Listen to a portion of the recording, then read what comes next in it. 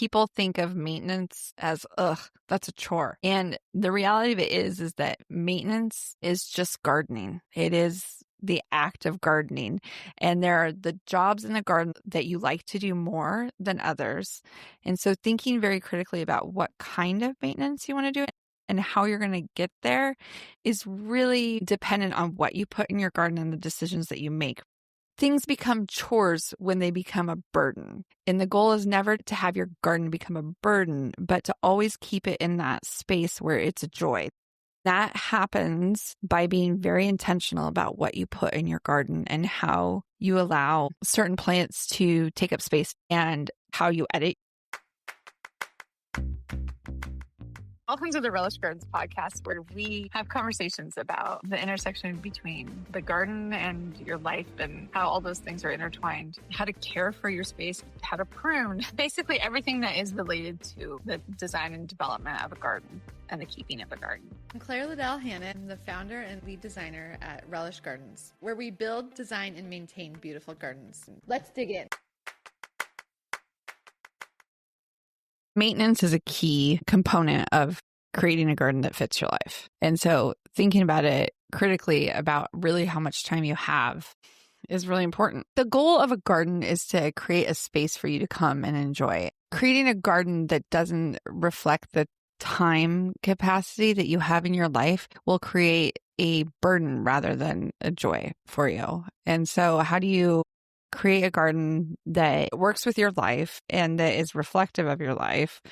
As we're working on a garden, the way that I try and help my clients think about it, it's not just a financial budget.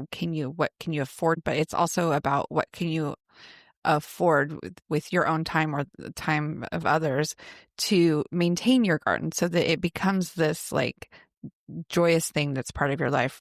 I want to keep everyone on the side of I get to go play in my garden rather than I have to go weed so that my HOA doesn't yell at me.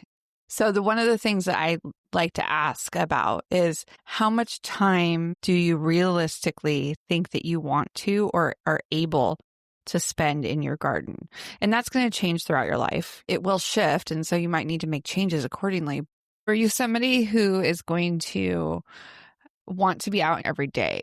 Are you somebody who's going to spend long weekends in your garden? Like there are times in my life where I would use my garden as a way to like help me get through the things that I didn't want to do. And then my going out into my garden was almost like my reward for wrapping up all of the paperwork, billing, admin type stuff. I don't love it. But if I could get that done, then I'd be like, okay. And then I'll be able to have this much time and I'll go play in my garden. So for some people, that's very much the way that they think about their garden. And then for others, it's like they would like to have a beautiful garden, but they really are not wanting to spend every day out there.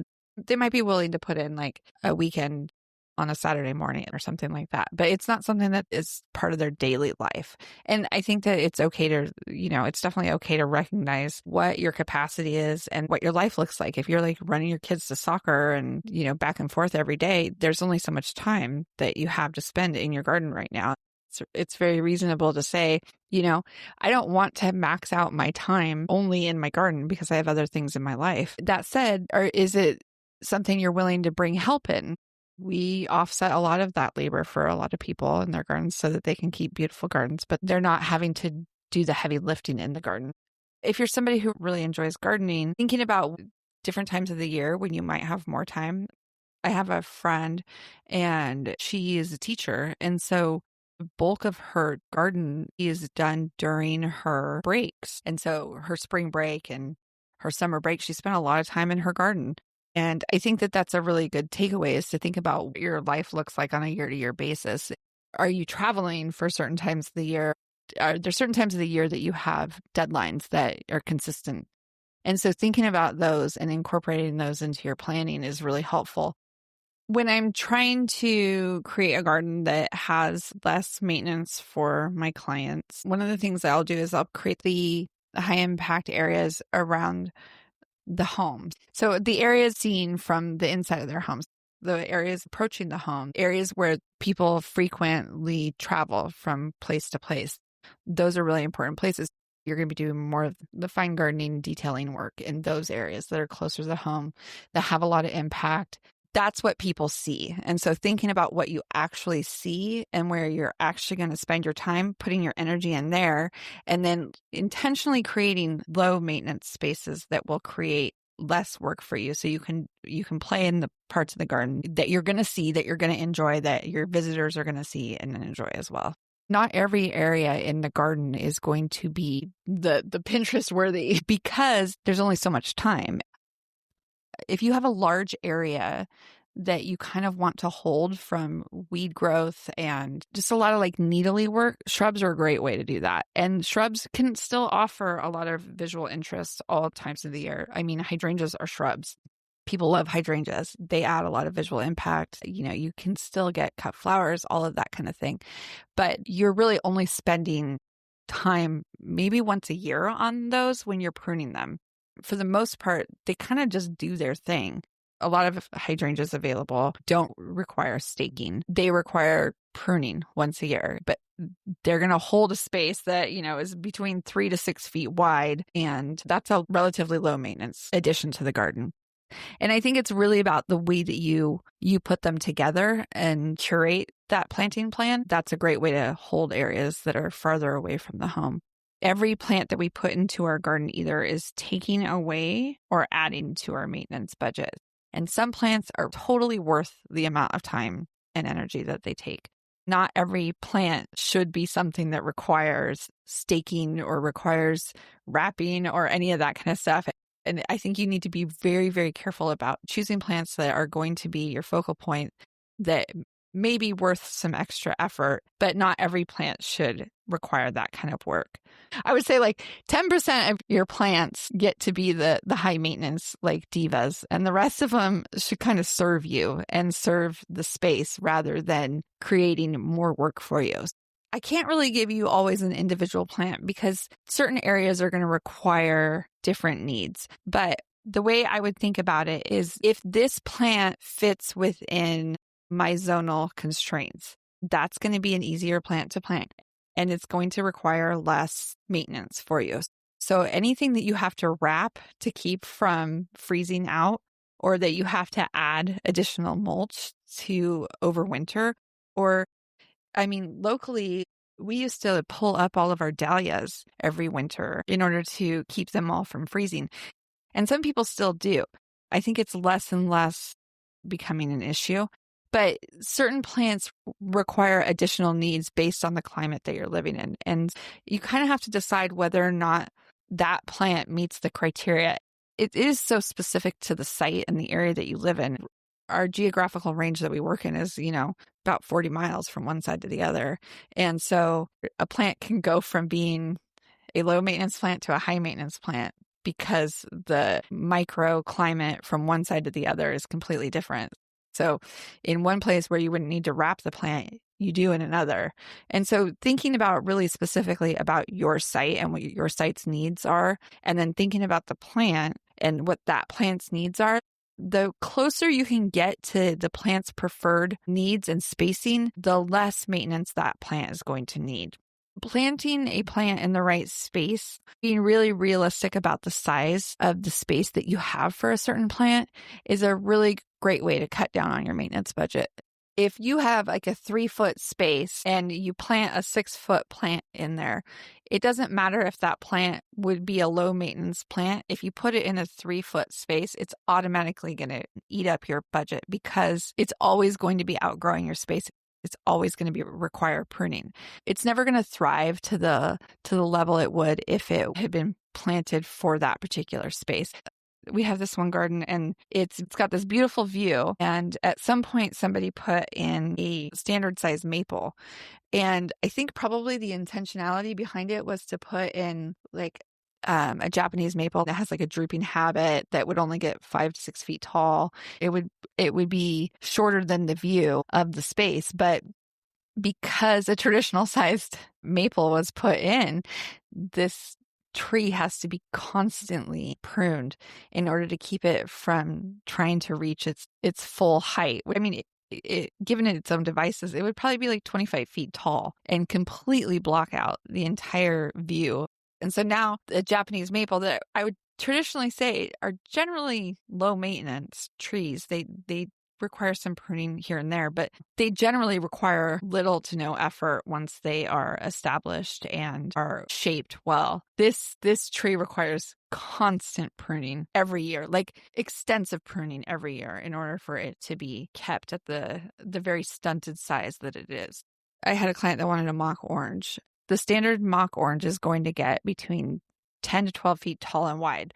So if you put that in your garden, then if you don't have the space, you're going to constantly be pruning that plant back. And it's a great plant, pretty low maintenance in the right spot. But if you put it in the wrong spot, now it requires a ton of pruning every year in order to keep it from growing into your space.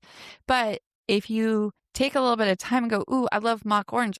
I love the scent it gives you. I love the little flowers. It's like, all of the benefits of a mock orange.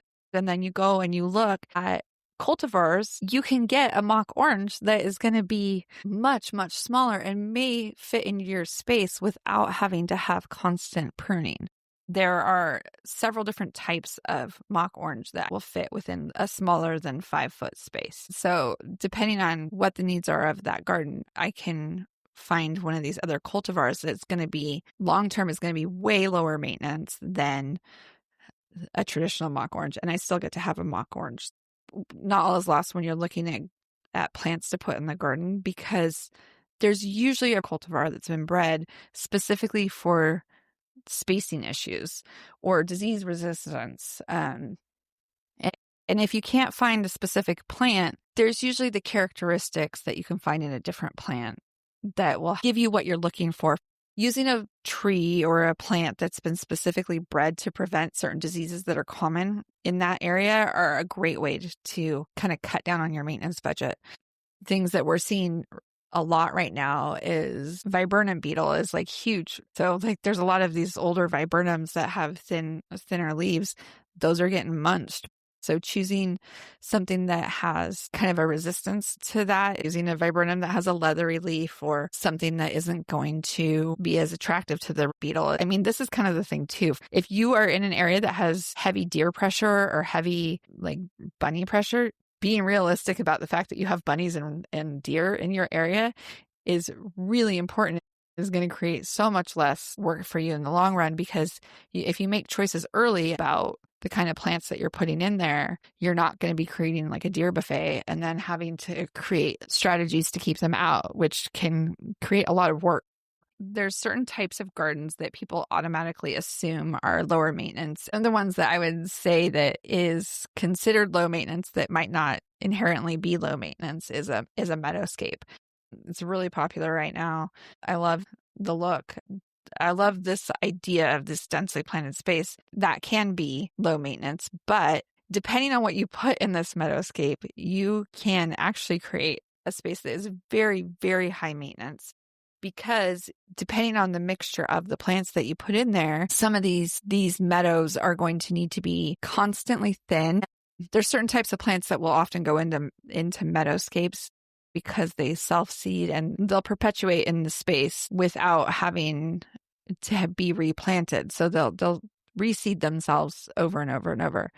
And given a large enough space, that might not be a problem. But what can often happen is that the more dominant variety of plant will take over the other spots, and then it will almost like self-select into a space. So instead of getting that really like tapestry looking effect without proper maintenance, you end up having certain things take over and other things die back. And so it does require a lot of thinning that people are often unprepared for.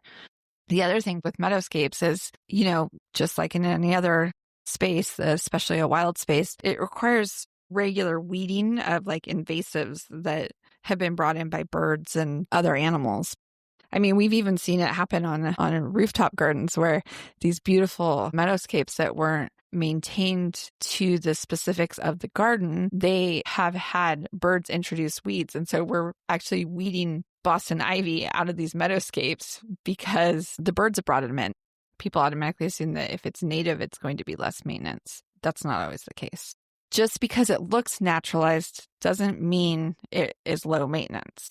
you still have to make sure that the invasive species in the area are not out competing the natives. And often the invasive species, or the reason why they are invasive, is because they will outcompete the natives of the area. And so those gardens, they do need consistent attention in order to maintain the original intent of the design. And that eats into your maintenance budget. Thinking about how you can prevent weed growth is a really great way to think about how to use your maintenance budget in a way that you enjoy rather than weeding just to weed. Mulching or using plant cover is the best way to go about creating a space that needs little to no weeding. Bare soil that is uncovered is always going to want to kind of rehab itself. And the way that it does that is by creating weed growth. When you're thinking of ground covers, think of things that will grow densely to actually keep out the weeds. Certain plants will require more weeding than others. And it's usually because they don't do a great job of kind of covering a space. And I would say almost every single ground cover that you plant initially when you plant it is going to require you to do weeding for at least a couple seasons until it gets well established. After that, there should be less and less weeding needed. So if I have like a hot, dry slope or a hot, dry space, a very valuable plant in our area for keeping the weeds at bay is just like a creeping raspberry. It's a Rubus rolfia. I use it in a limited capacity because it can just kind of take over a space and then that becomes a different problem. But if I have an area that I need to kind of hold and it's not going to be, it's not like on full display, it's a great ground cover that will outcompete a lot of weeds or, even ivy. But isn't going to be invasive to our area. It provides food for birds and whatnot, and it gets little white flowers.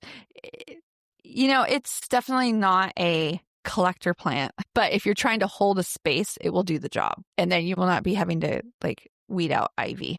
So one of the things that people think about as low maintenance is a lawn. Often people will just be like, oh, it's just fine. I'll just take that up by lawn. But lawns are actually very high maintenance spaces, and especially where you're trying to keep this monoculture of a grass that looks really intensely green, that is always clipped, always edged. That's a high maintenance plant. And some people love their lawns. They really do. And they like to be out there every weekend, taking care of their lawn. It's a way that they connect with their neighbor. But often I think that people dismiss how much time they're working on their lawn and the amount of time you get back from not trying to keep a perfectly manicured lawn that is free from clover or any other types of additions that might come in from the birds and whatnot. Taking that time and putting it, that piece of that time budget, and putting it back into other plants that you might enjoy a lot more, that can be a really great way to kind of redistribute your time, not even going into all of the ecological consequences of maintaining a monoculture space and the amount of inputs that it takes to maintain that space. Thinking about it critically again, how much time do you want to put into your lawn, or would you rather put that into a varied space? I think there's value in a low growing space. I think there is. It can be a space where people gather. And so not everybody wants to get rid of their lawn, but there's different ways to create a lower maintenance space that requires less input and less maintenance inputs on a weekly basis, like mowing or edging. And that can be done through several different seed mixes. One of the ones that we've been using up here is Florida Lawn, but I know that there are others all around the country, and it's becoming more and more of a popular option. And so because of that, more and more companies are taking on these seed mixes and trialing them. It's almost like a low-grown meadow, instead of having it be the 2 to 3 inches that we've traditionally grown up with in the United States, thinking about it as, a 5 to 6 inch meadow. It's another alternative to that space, and it can be mowed as needed. This time of year, we are heading very quickly into leaf litter season, and we are cleaning up the leaves on every visit. So thinking about where you plant certain trees will help cut down on that maintenance budget. One of the things that we have a lot here in Western Washington is we have a lot of magnolias, and they're beautiful. They're gorgeous when they're in bloom. Amazing. A magnolia over a sidewalk. Oh, nightmare. Nightmare. Beautiful. Beautiful, beautiful nightmare, especially a sidewalk that's heavily trafficked or stairs. You're going to be cleaning those up constantly, because if you don't, they turn to mush. And then now you have, a slipping hazard on the way up to the front door. And we see this all the time. We will be in a garden. We will be cleaning up some of this leaf litter for a magnolia or, a tree with large leaves. It's a beautiful tree. It's a great addition to the space, but it does require a huge amount of maintenance. And even before we can finish, it's already continued dropping leaves. And so it is sometimes of the year, it can be a daily maintenance project that you have to participate in order to keep your space safe for people walking past your home. So sometimes people will plant evergreen magnolias thinking that they're evergreen. They're not going to have that same issue because they're still going to get the flowers. But the thing that we see with evergreen magnolias, so some of the southern magnolias, is that, yes, they keep their leaves all year long, but even though that they're evergreen, they still lose leaves and put on new leaves every year. So the cycle is just not as drastic. They're always leafed out, but they still do drop leaves. So thinking about the placement of a tree, and you can still have that magnolia, but maybe you don't put it right next to the sidewalk. The thing that people don't really think about requiring maintenance is actually when it snows. So in Western Washington, we don't really have a huge amount of snow, but when we get it, at least in my area, it comes down hard. And so you have to get out there and you have to shake all of your broadleafed plants. Like you really have to really shake them to get the snow off. Otherwise you get a lot of breakage. And so if you're going to choose a southern magnolia, choosing the one that has a smaller leaf, it's going to hold up better. And so thinking about maintenance during the winter. Do you want to be out there shaking your plants during the snow? And I don't know. I don't mind it, but it's not everybody else's cup of tea. And so if you can, think about those things before you plant. If you're going to choose a southern magnolia, choosing the one that has a smaller leaf it's going to hold up better. I think it's Little Gem. Yeah, it's Little Gem. Yeah, it's a compact dwarf cultivar of the classic. So you still get those big, white, beautiful magnolia flowers. You don't get the leaf. I think it's about half the size. And so again, choosing varietals that are specific to your space is a really great way to minimize the amount of maintenance that you have to do in your yard on a regular basis, because you're choosing plants that will specifically fit your needs. And that's a great way to be doing the kind of gardening task that you want to be doing, rather than doing tasks that you have to do because you chose a plant that really doesn't fit in your space. When I say the word maintenance, people think of maintenance as, that's a chore. And the reality of it is that maintenance is just gardening. It is the act of gardening. And there are the jobs in the garden that you like to do more than others. And so thinking very critically about what kind of maintenance you want to do and how you're going to get there is really dependent on the decisions that you make for your garden. In addition to that, it's how much actual time and capacity do I have. Things become chores when they become a burden. And the goal is never to have your garden become a burden, but to always keep it in that space where it's a joy, that you enjoy doing it. It's play. You keep it in the side of, I get to do this. This is fun. I enjoy it, versus, I have to go, I have to do this and I have to do this and I have to do this. And it becomes this overwhelming task or series of tasks that you can't possibly get done. And that happens by being very intentional about what you put in your garden and how you allow certain plants to take up space, and the choices that you make about how you edit your garden.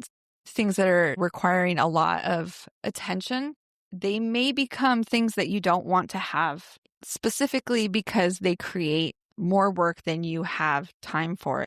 And then all of a sudden the garden becomes a chore rather than an enjoyment. I always try and remind my clients, if it's not something that you like doing, it's okay to get rid of that particular plant. My grandpa would say it's a weed. If it's not where you want it and it's not doing what you want it to do, then it's a weed. Get rid of it. And I think that looking at your space and thinking if you're constantly doing chores in your garden that you don't like to do, and there are other things that you do like to do, consider getting rid of it or planting something different that allows you to do the kind of work in your space that you want to do rather than doing the stuff you have to do. I hope this information is helpful for you as you make decisions for your own space and can help you moving forward. I want you to be spending the time in your garden that you enjoy. If you want more help knowing what to do in your garden this fall, check out our free gardening guide in the show notes. That's it for today's episode of the Relish Gardens podcast. If you love this conversation, make sure to subscribe. We've got new episodes every week. And if you know a gardening friend who'd love this, send it their way. Sharing the show helps grow our little garden-loving community. Until next time, I hope you find something in your garden to truly relish.